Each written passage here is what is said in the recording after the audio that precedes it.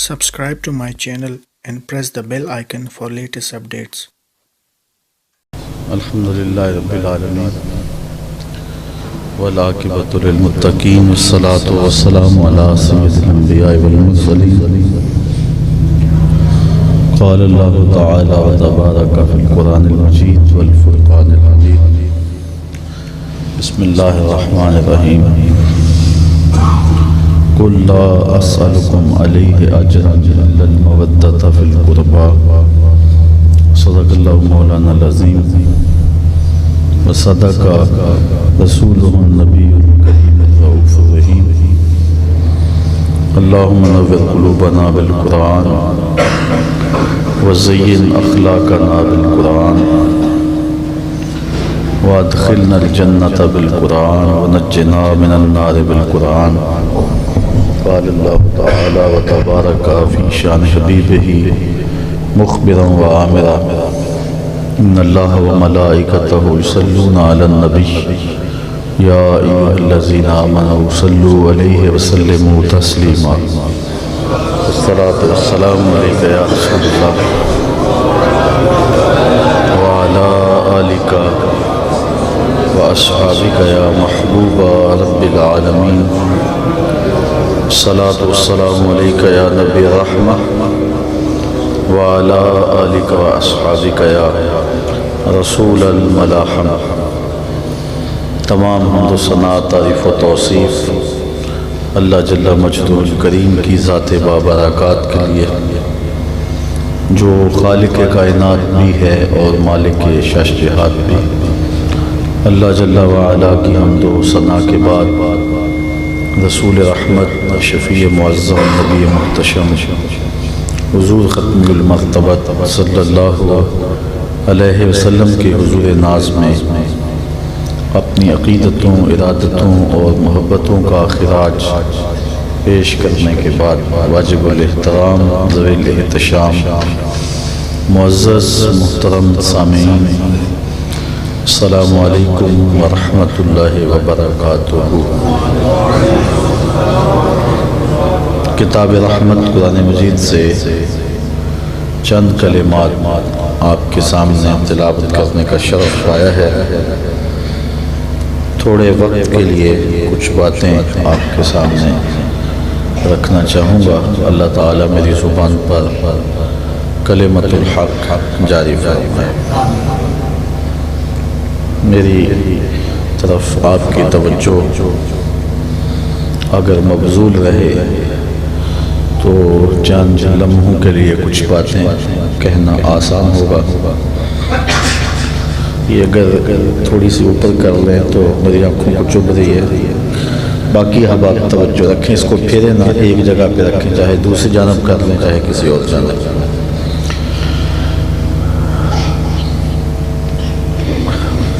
میں نے کتاب رحمت سے جو کلمات تلاوت کی ہیں ان میں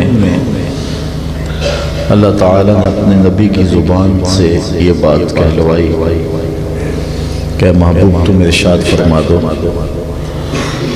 لا اسألکم علیہ اجرا، اے لوگو میں تم سے کوئی اجر طلب نہیں کرتا،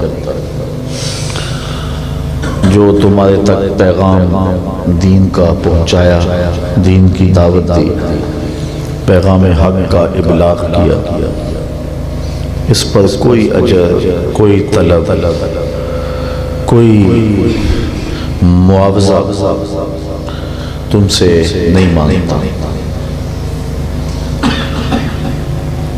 تبلیغ جب عوض، معاوضے، اجر، صلے اور ستائش کی آرزو سے مبرہ ہو تو اثر رکھتی ہے،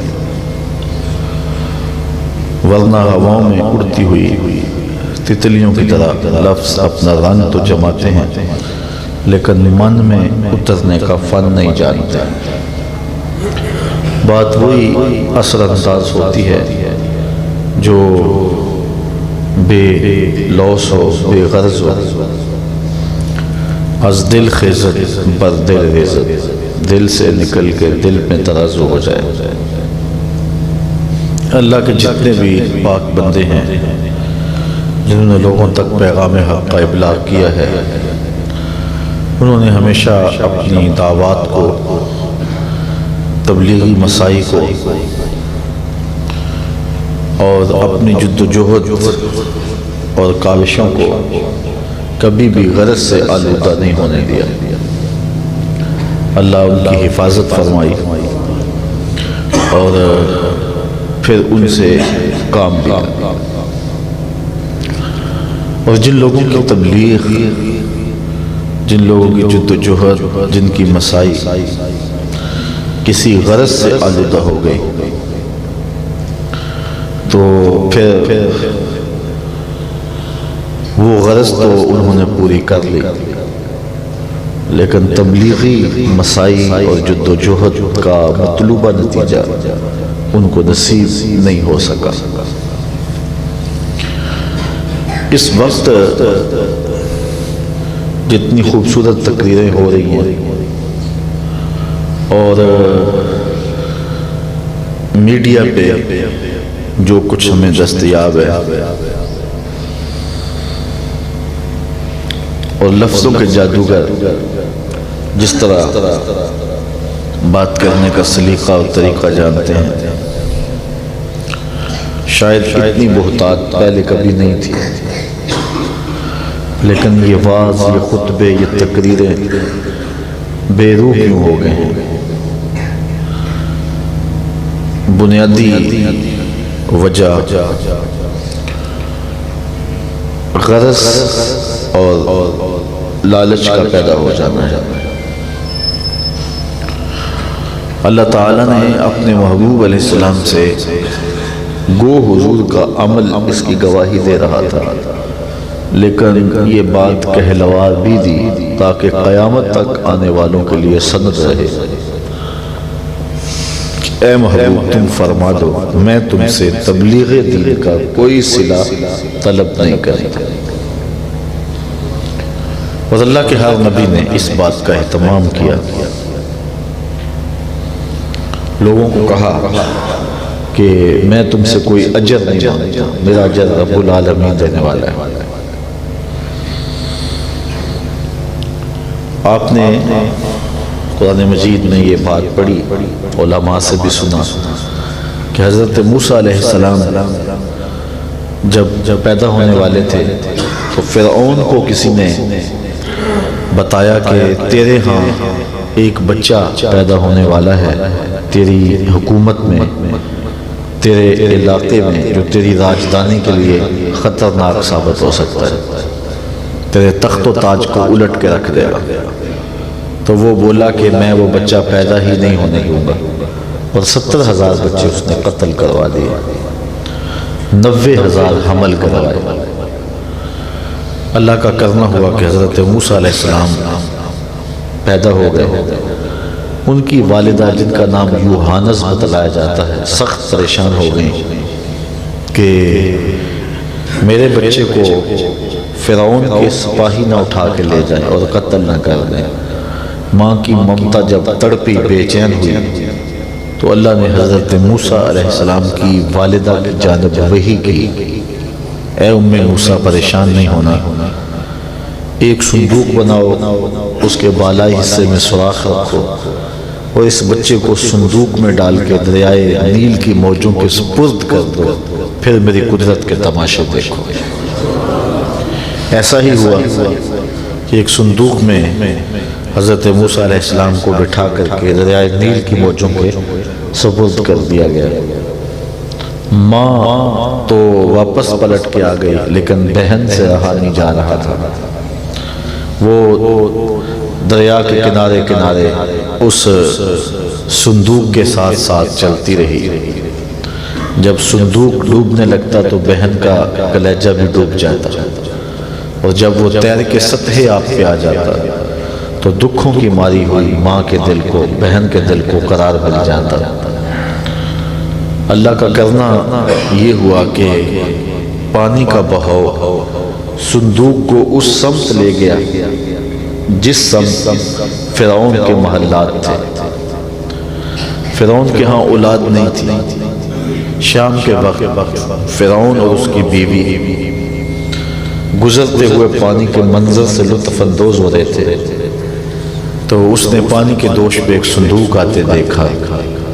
تجسس اور شوق کی چنگاریاں روشن ہوئی، تو غوطہ خوروں کو حکم دیا گیا کہ یہ صندوق نکال کے لاؤ۔ صندوق نکالا گیا تو کیا دیکھتے ہیں کہ اس میں ایک خوبصورت بچہ مسکرا رہا ہے۔ بس زوجہ فرعون فوراً فریفتہ ہو گئی اور کہنے لگی کہ یہ بچہ تو میری آنکھوں کی ٹھنڈک ہے، ہم اس کو اپنا بیٹا بنا لیتے ہیں، ہمارے پاس اولاد نہیں ہے، قدرت نے اس کو ہمارے لیے ہی بھیجا ہے۔ فرعون نے دیکھا اور اس نے نہیں کہا کہ ہاں یہ میری آنکھوں کی بھی ٹھنڈک ہے، بیوی کی اس تجویز کو تو اس نے مان لیا کہ اس کو اپنا بیٹا بنا لیتے ہیں، لیکن جو زوجہ فرعون نے کہا کہ یہ میری آنکھوں کی ٹھنڈ ہے، یہ فرعون نے نہیں کہا۔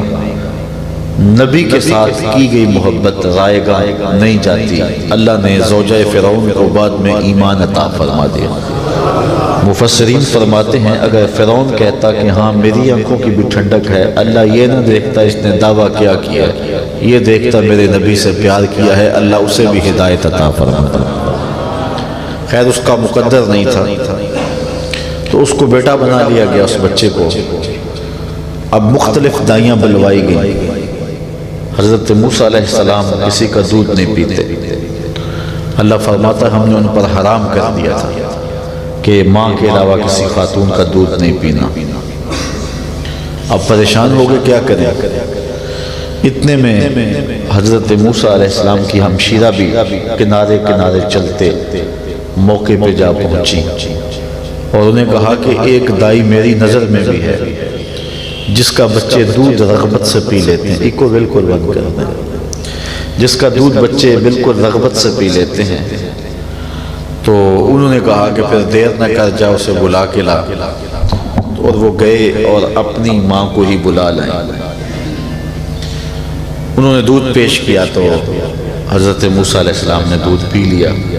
فرعون نے کہا یہ ذمہ داری تمہاری ہی ہے کہ روز آ کے 3 وقت بچے کو دودھ پلانا ہے۔ فرعون کہتا تھا میں وہ بچہ پیدا نہیں ہونے دوں گا۔ رب نے کہا مجھے رب نہ کہنا اگر تیرے گھر میں پال کے نہ دکھایا تو۔ اچھا سوال یہ ہے کہ اپنی ماں کے علاوہ کسی اور خاتون کا دودھ پینا اگر نبی کی شان کے لائق نہیں ہے تو میرے اور آپ کے آقا و مولا نے حضرت حلیمہ سعدیہ کا دودھ کیوں پیا، جو صحیح احادیث سے روایات سے ثابت ہے۔ ماں کے علاوہ کسی اور خاتون کے دودھ پینے میں کوئی حرج نہیں، بھیڑ بکری حتیٰ کہ گائے کا دودھ بھی پیا جاتا ہے، تو ایک خاتون کا انسان کا دودھ پینے میں کیا حرج ہے۔ اصل بات یہ تھی کہ حضرت موسیٰ علیہ السلام کو اس لیے منع کر دیا گیا تھا کہ اس بہانے انہیں ماں تک پہنچانا تھا، اور دوسری بات یہ تھی کہ حضور نے اگر حضرت حلیمہ سعدیہ کا دودھ پیا ہے تو حضرت عبد المطلب رضی اللہ تعالیٰ عنہ نے انہیں پورا صلہ دیا ہے، پورا صلہ دیا ہے، لیکن فرعون کو صلہ کون دیتا؟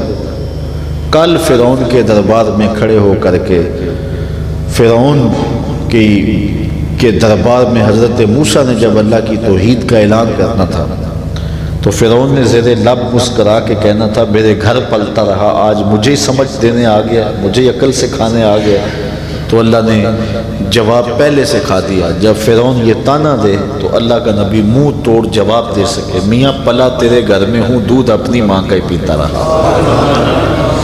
تو اپنے گھر سے کھا کے جو تبلیغ کی جائے اس کا نتیجہ، اس کا رزلٹ کچھ اور ہوتا ہے۔ تو اللہ نے اپنے محبوب کی زبان سے یہ بات کہلوا دی، لا اسألکم علیہ اجرا، میں تم سے کوئی اجر طلب نہیں کرتا۔ دکھوں میں، اذیتوں میں، مصائب میں، آلام میں، تکالیف میں دو چار رہے، لیکن لوگوں تک پیغام حق کا ابلاغ کیا، اس پر کوئی اجر ان سے طلب نہیں کرتا۔ الا المودۃ فی القربى، ہاں ایک بات کا مطالبہ ہے، وہ یہ کہ جو قربا ہیں ان کے ساتھ مودت سے پیش آنا ہے۔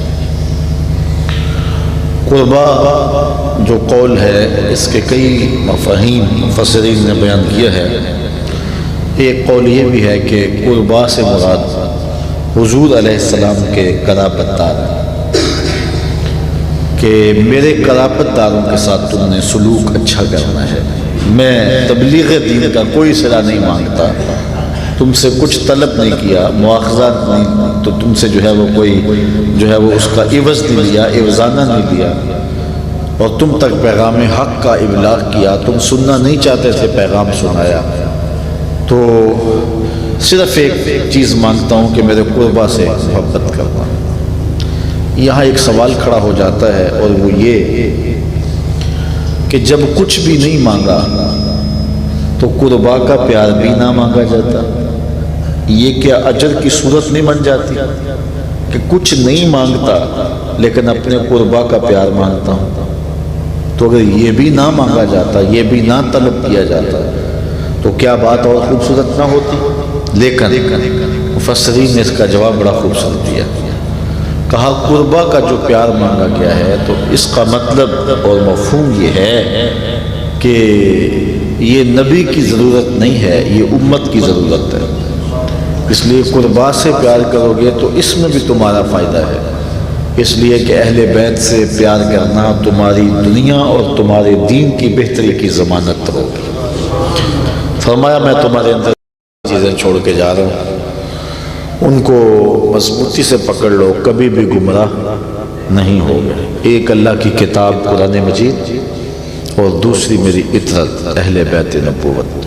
حضرت زید بن ارقم رضی اللہ تعالی عنہ سے مروی روایت ہے، حضور نے دو چیزوں پر زور دیا، ابھارا اور فرمایا کہ ایک اللہ کی کتاب جو آسمان سے زمین کی طرف اس کی لٹکتی ہوئی رسی ہے، جس میں ہدایت ہے، نور ہے، روشنی ہے، اور دوسرا میرے اہل بیت نبوت۔ ان دونوں کے دامن کو پکڑ لو گے تو کبھی بھی گمراہ نہیں ہوگے۔ اب سوال پھر کھڑا ہو گیا، وہ یہ کہ کیا قرآن کافی نہیں تھا؟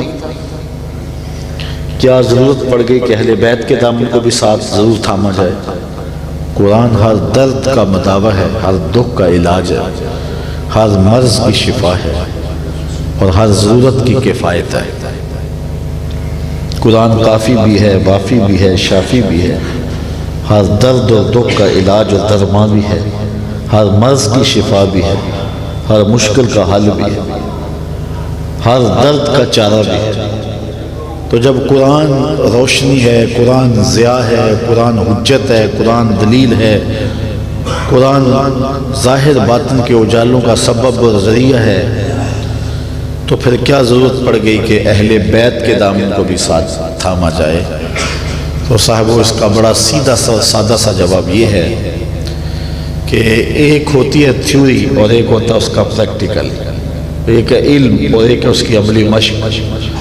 قرآن مجید جو ہے وہ اسلام کی تھیوری ہے، اگر اسلام کی تھیوری دیکھنی ہے تو وہ قرآن موجود ہے، اگر پریکٹیکل دیکھنا ہے تو وہ کربلا کے تپتے ہوئے ریگزار میں حسین ابن علی کا کردار موجود ہے۔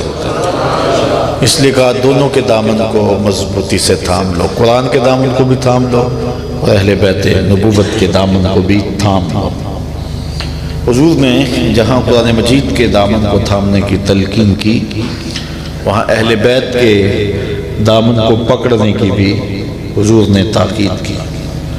فرمایا اللہ سے محبت کرو کہ وہ تمہیں غذا دیتا ہے، اور میرے سے محبت کرو اللہ کی وجہ سے کہ میں اس کا محبوب ہوں، اور میرے اہل بیت سے میری وجہ سے محبت کرو۔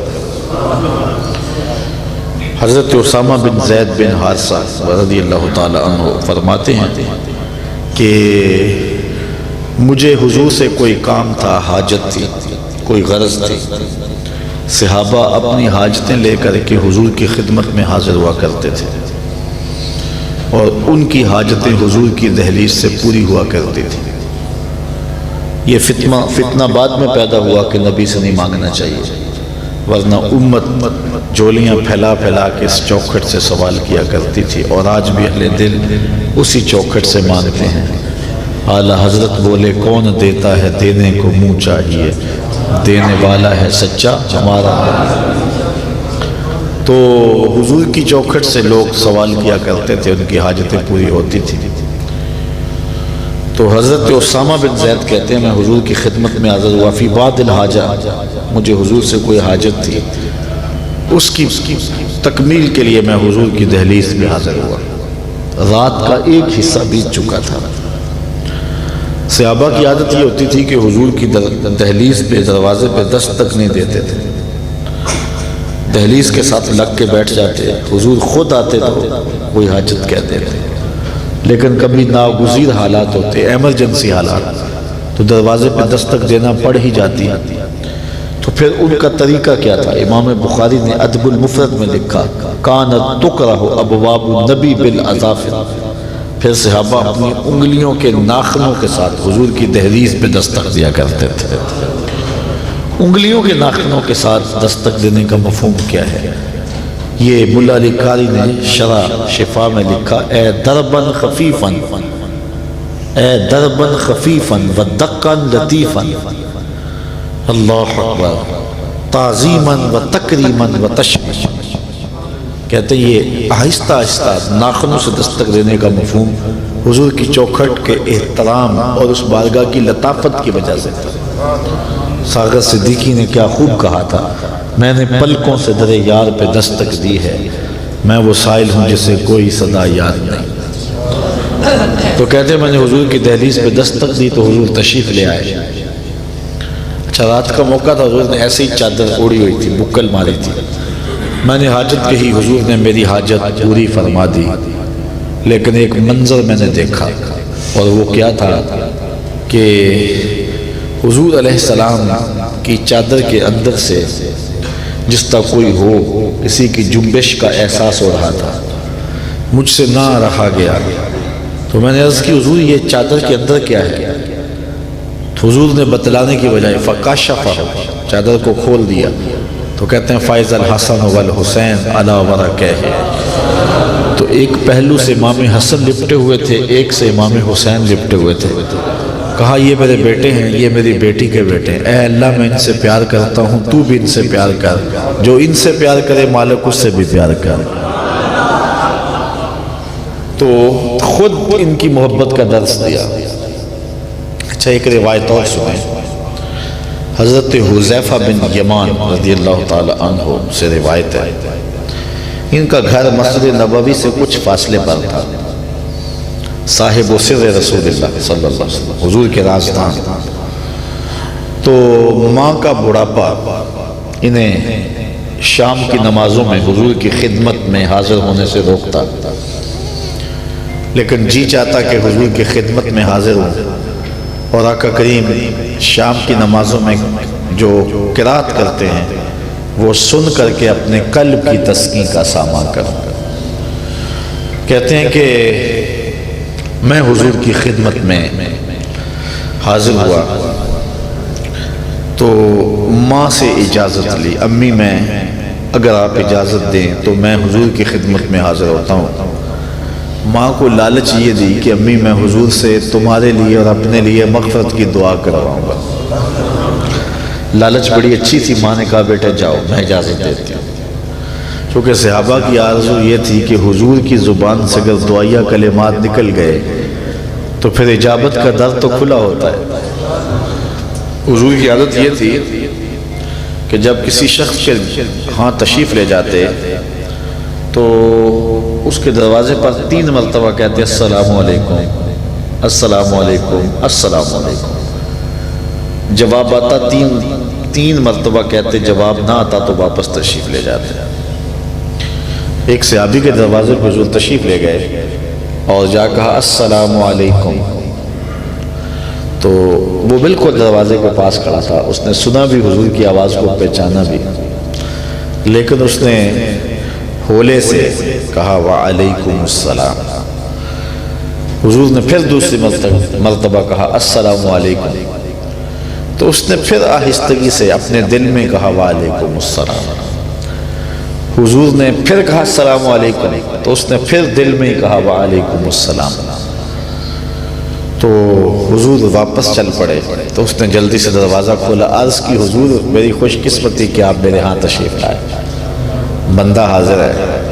حضور نے کہا میاں میں تو 3 مرتبہ کہا تھا السلام علیکم السلام علیکم السلام علیکم اور تم آگے سے بولے نہیں ہو، تو میں واپس جا رہا ہوں۔ عرض کی حضور میں نے 3 بار سنا بھی اور پہچانا بھی کہ آپ ہیں، لیکن میں بولتا نہیں تھا، میں دل میں جواب دیتا تھا۔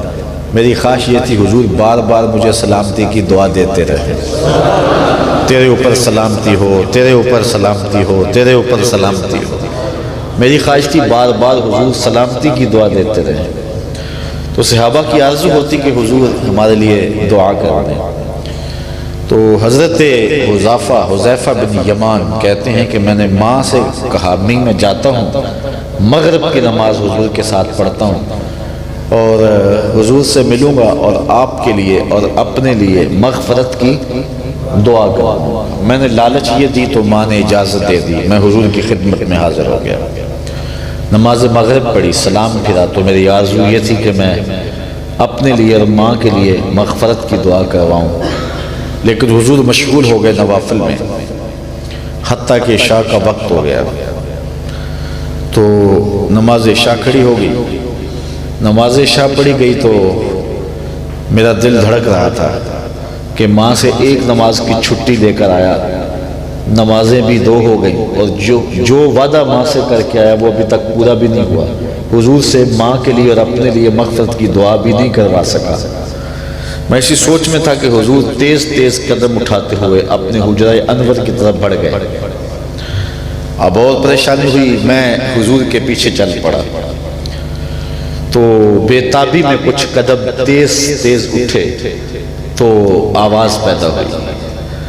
آقا نے رخ پھیرے بغیر فرمایا من انت؟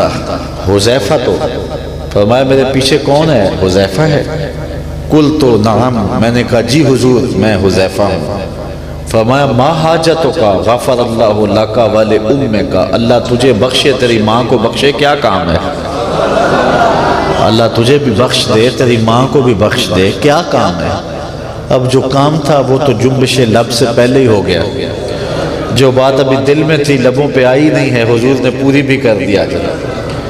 تو کہتے ہیں کہ میں اب کیا جواب دیتا، جو حاجت تھی وہ تو ہوگی، جو کام تھا وہ تو پورا ہو گیا۔ تو حضور نے میری بات کا انتظار کیے بغیر فرمایا حذیفہ سنو، ابھی ابھی میرے پاس ایک فرشتہ آیا ہے جو اس سے قبل دھرتی پر کبھی آیا نہیں، آج پہلی بار اللہ سے اجازت لے کے مجھے سلام کرنے کے لیے آیا ہے اور ساتھ یہ بتانے کے لیے آیا ہے کہ آپ کے بیٹے حسن حسین جنتی جوانوں کے سردار اور فاطمہ جنتی عورتوں کی سردار۔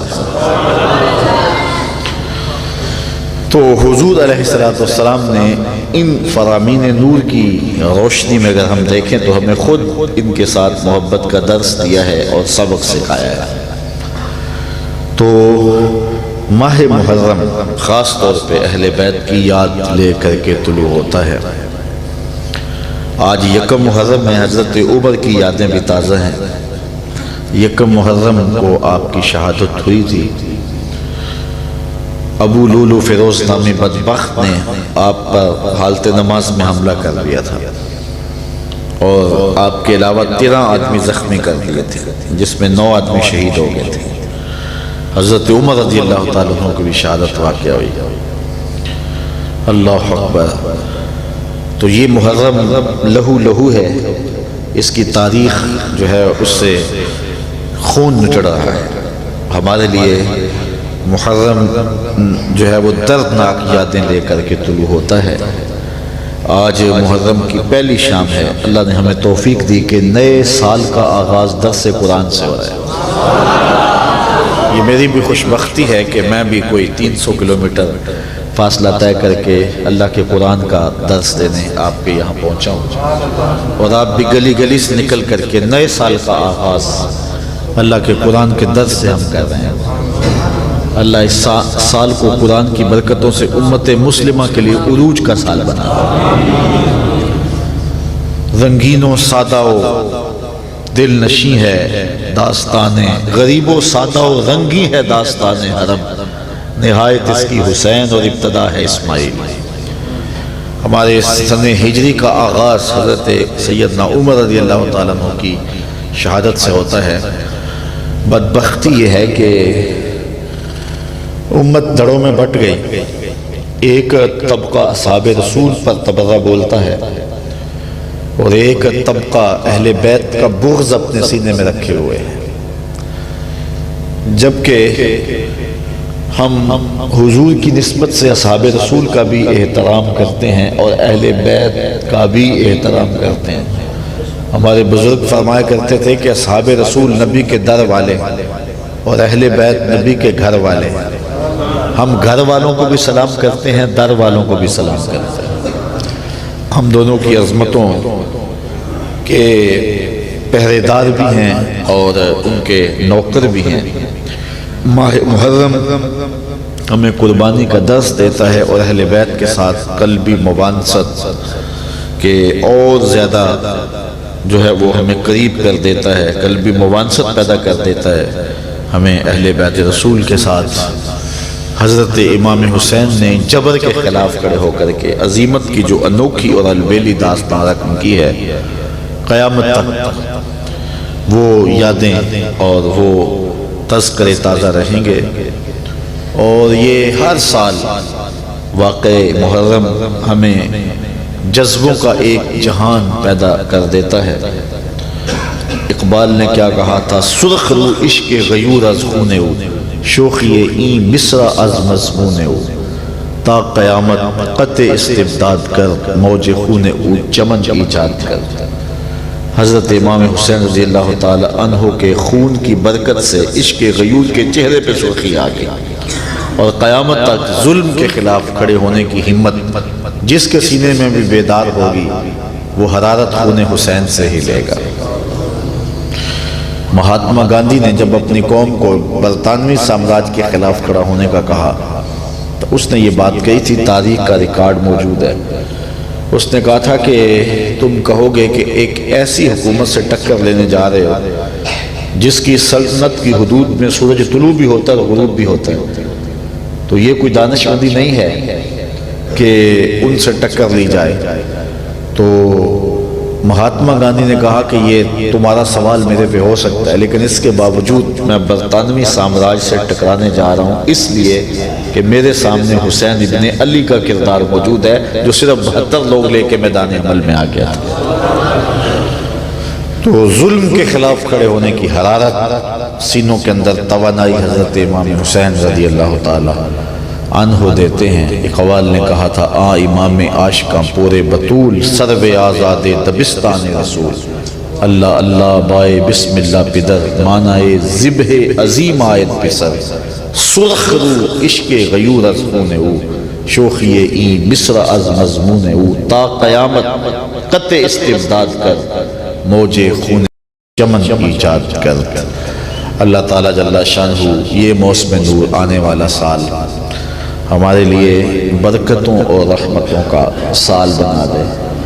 میں کوئی 1700-1800 کلومیٹر سفر طے کر کے پہنچا تھا اور تھکن سے چور تھا کہ ادھر کا شیڈول پھر مجھے ادھر کھینچ رہا تھا، تو طبیعت کی تھکن کے باوجود میں نے سوچا ناغانہ ہو سال کا پہلا دن ہے، تو میں کشاں کشاں چلا آیا۔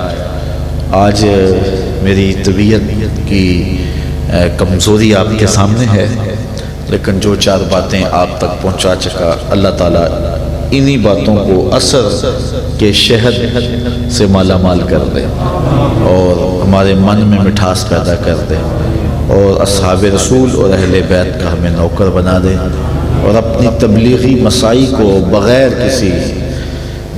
کسی لالچ، غرض اور خواہش کے ہمیں ادا کرنے کی توفیق دے۔ زندگی کی آخری سانس تک دین حنیف کی نوکری ہمارا مقسوم اور مقدور کرے۔ وآخر دعوانا ان الحمد للہ رب العالمین۔